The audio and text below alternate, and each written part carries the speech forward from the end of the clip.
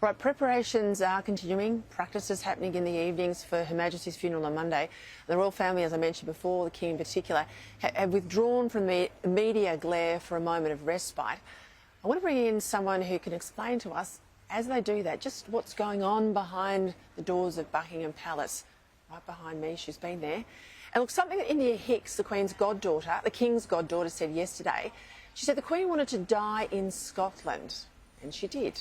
And that it's a unifying moment. It's very clear the Queen had been unwell for some time. We kept hearing about those mobility issues. But like her father, the late King George, who hid just how ill he was from his own daughter, Princess Elizabeth, and of course the nation, it seems entirely plausible that the Queen, knowing she was at the end of her life, returned to her beloved Balmoral, a place that she had spent so much time with the Duke of Edinburgh, knowing she'd die in Scotland. It might seem ghoulish, might offend our modern sensibilities, but a pretty remarkable woman. I'm sure she thought about all of these things. Let's bring in my next guest who can tell us more, well, knows more than we'll ever know, I think, here. Ailsa Anderson, former press secretary for the late Queen. She joins me now. Well, we'll get into a whole range of things, but it must be moving for you. That was your former place of work, to see the Queen leave her home for the last time yesterday. Absolutely. So my office was right on the right-hand side there, so I used to walk across the forecourt every morning to go into the office. And actually seeing the gun carriage yesterday leave the palace with her staff around her and the military and obviously her four children and her 2 grandchildren. And I felt incredibly moved by it. The last time that the Queen will ever be at Buckingham Palace, and an end of an era. Talk to me about the Scotland connection. We know obviously her mother's history, but the comments from India Hicks yesterday that she'd wanted to die in Balmoral, there's a special affinity for the place, and the timing of it with all these issues with Scotland and talk of independence. Tell us more. The Queen loves Scotland. I mean, I heard a lovely phrase by one of her footmen saying she would arrive at Balmoral and she'd leave her crown at the front door. So she could be herself, she could be relaxed. She wasn't even noticed. There was a fantastic story that somebody told me, the Queen told me. She was walking along the Balmoral estate in the beautiful heather with her protection officer, her male protection officer. And they came across 3 American tourists. And one of them said, "This is the Queen's estate. Have either of you ever met the Queen?" And the Queen, as quick as a flash, said, "He has."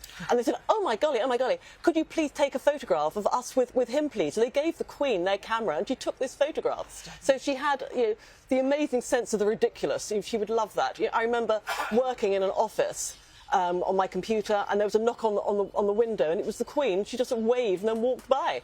So she was a very, very different person in Scotland than she was back in London.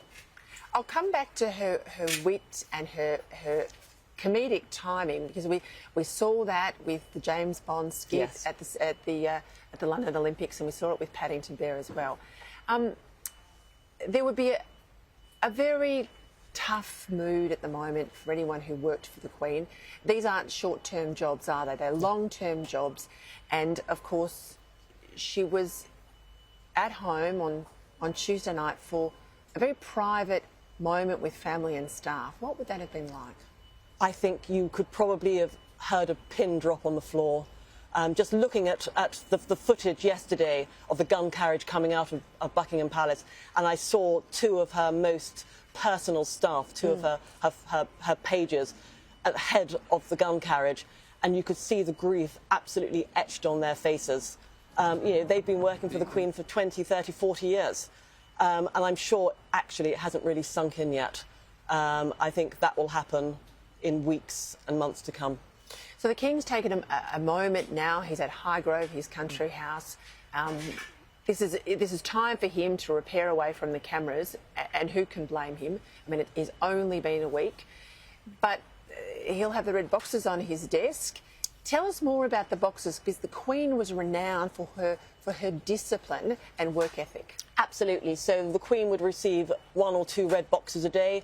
She would work through those red boxes every day apart from Christmas Day, so without fail.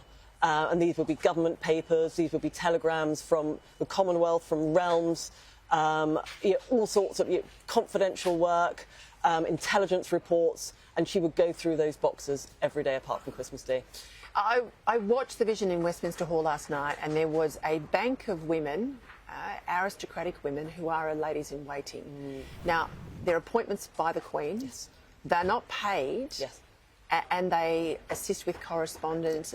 Tell us more. I think that's fascinating. Yes, absolutely. So the Queen has a small number of ladies in waiting, people probably that she's known from most of her life, who will accompany her on visits, will collect bouquets of flowers, and also answer correspondence on behalf of the Queen. So when we write to the Queen, does she read a smattering, or did she read a She smattering? does, absolutely. So there would be a cross-section of correspondence which would go up to the Queen every day, completely random, so it could be any subject, and the Queen would go and read through them. So she would be really in touch with what, the nation was thinking. She was always, she had the most incredible instinct to get it right, to know what was going on. I always think it's a privilege when you work for a significant figure to know the person behind the office of state as much as you're preparing them for their public roles. She was renowned as a wit and, as I said, comedic timing. Well, that's what we were told. You tell us if that's true. It's absolutely true. Completely fantastic sense of humour. A sense of the ridiculous. So if we went on an engagement and something went wrong, there was a spelling mistake on a plaque or someone did the wrong thing, she would love that because it was just a bit different, and she would, it would really appeal to her sense of the ironic. And I remember hearing a fantastic story that the Queen walked into a Privy Council meeting, so with members of government. She walked in and somebody's mobile phone went off. And quick as a flash, the Queen said, "You better answer that, it might be somebody important." This is why she was such a good match with the Duke of Edinburgh. Yeah, wasn't absolutely, absolutely. They were the Laurel and Hardy, the yin and yang. They were the best team monarchy I think I've ever seen. Ailsa, what a privilege to have had that job. Very much so, very much so. I'm incredibly lucky and very honoured to have done it. Well, we're thrilled you joined us on Credlin. It was No, a very thank lucky you. get for us. Thank you for your time.